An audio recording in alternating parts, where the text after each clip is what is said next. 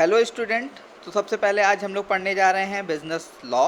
Business law में हम लोग पढ़ेंगे यूनिट थर्ड, जिसमें क्या क्या चीज़ें आती हैं। सबसे पहला हमारा जो टॉपिक आता है वो कॉन्ट्रैक्ट ऑफ एजेंसी आता है। तो सबसे पहले हम कॉन्ट्रैक्ट ऑफ एजेंसी में क्या क्या चीज़ें पढ़ेंगे, इनके बारे में हम इनकी डिटेल आपको बताते हैं। तो सबसे पहले जो हम इसमें टॉपिक में कवर करेंगे वो हैं मीनिंग, उससे रिलेटेड रूल्स, उसके बाद कौन कौन सी पार्टीज़ कॉन्ट्रैक्ट ऑफ एजेंसी में इन्वॉल्व होती हैं, उसके बाद क्या इसका कोई कंसिडरेशन मिलता है, क्योंकि एक कॉन्ट्रैक्ट के लिए कंसिडरेशन भी इसका एक एसेंशियल एलिमेंट होता है। उसके बाद क्रिएशन ऑफ एजेंसी, यानी कि कौन कौन से ऐसे मोड है जिनसे एजेंसी को बनाया जा सकता है। तो सब बातों पे बात करेंगे। तो इनमें सबसे पहली बात कॉन्ट्रैक्ट ऑफ एजेंसी की मीनिंग।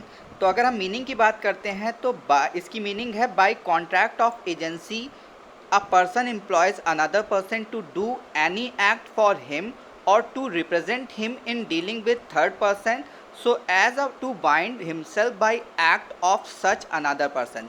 तो सबसे पहले इसका मतलब समझते हैं, यानी इट्स मीन कि अगर आप एक पर्सन है वो दूसरे पर्सन को एम्प्लॉय करता है, और किसको एम्प्लॉय करता है, किसी अनदर पर्सन को। किस लिए एम्प्लॉय करता है, टू डू एनी एक्ट, यानी किसी काम को करने के लिए।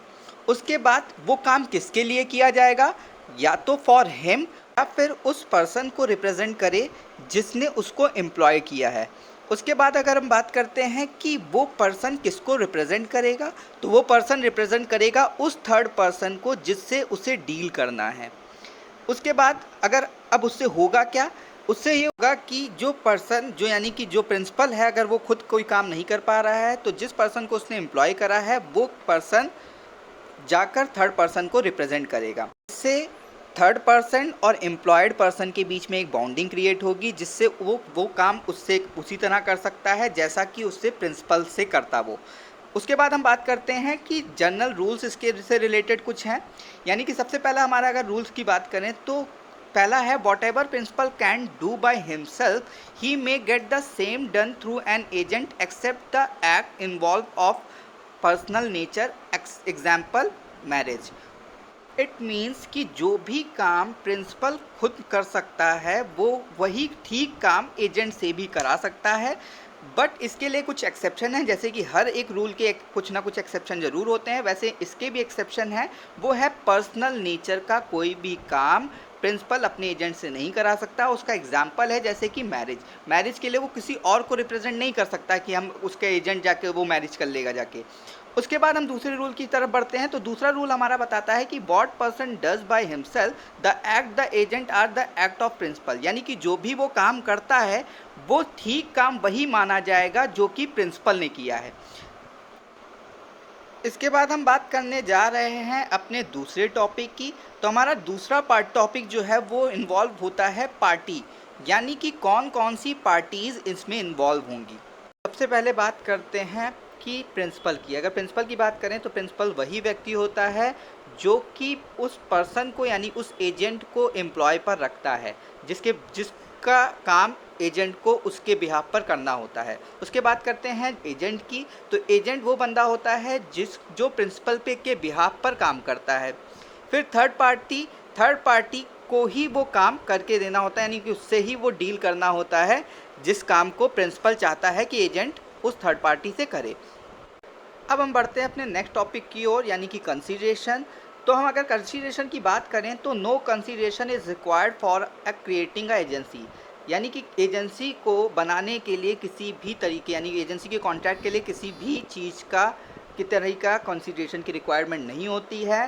Thus the contract of agency constitute an exception to the rules of content in section 25 of ICA that no consideration no contract, यानी कि वो इस चीज़ को भी वॉयलेट करती है। यानी कि सेक्शन 25 में दिया गया है कि अगर कोई कंसीडरेशन नहीं होता है तो उसके लिए नो कॉन्ट्रैक्ट, इसका ये एक्सेप्शन है। उसके बाद बात करते हैं it means there can be a gratuitous contract of agency.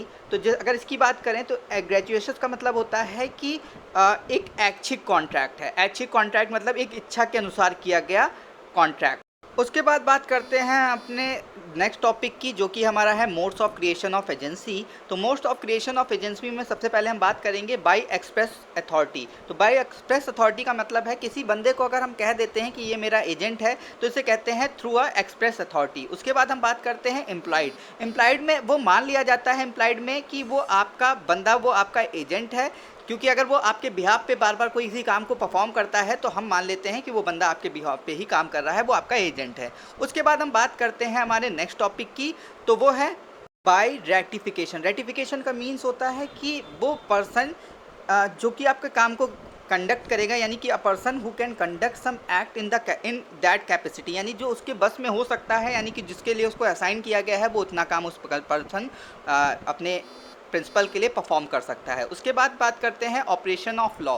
ये हमें बताता है कि अगर कोई एजेंसी अगर ऑपरेशन ऑफ लॉ, यानी कि it means an agency relationship implied in law without reference to any agreement between principal and agent, यानी कि प्रिंसिपल और एजेंट के बीच में कोई भी ऐसी रिलेशनशिप जिसको लॉ लीगली कह दे कि ये रिलेशनशिप एजेंट और प्रिंसिपल की तरह ही ये दोनों काम कर रहे हैं और इन्होंने प्रिंसिपल और एजेंट की तरह ही काम किया है, तो ऐसे में इस तरह की एजेंसी को ऑपरेशन ऑफ लॉ की एजेंसी में रखा जाता है। उसके बाद हम बात करते हैं कि इम्प्लाइड अथॉरिटी में कैसे कैसे हम मान लेंगे कि ये एजेंसी इम्प्लाइड बाय अथॉरिटी है। तो इसमें सबसे पहला हमारा आता है बाय स्टॉपल। बाय स्टॉपल मतलब होता है कि अगर कोई बंदा बार बार आपके बिहाफ पे काम कर रहा है तो ऐसा मान लिया जाएगा कि वो बंदा बाय स्टॉपल आपका एजेंट है। उसके बाद अगर हम बात करते हैं होल्डिंग आउट, अगर किसी ने आप में बहुत सारे शेयर या किसी तरह का आपका कोई इंटरेस्ट उसमें बहुत सारा इन्वॉल्व है आपका एजेंट का आप में, या फिर वो बहुत कुछ होल्ड करके बैठा है, तो भी हम बात करते हैं कि वो आपका एम्प्लॉयड अथॉरिटी के थ्रू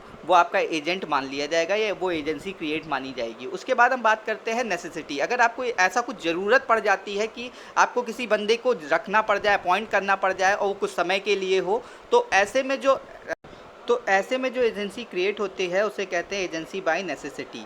तो अब हम अगली क्लास में नेक्स्ट टॉपिक्स के बारे में बात करेंगे। तब तक के लिए students have a good day.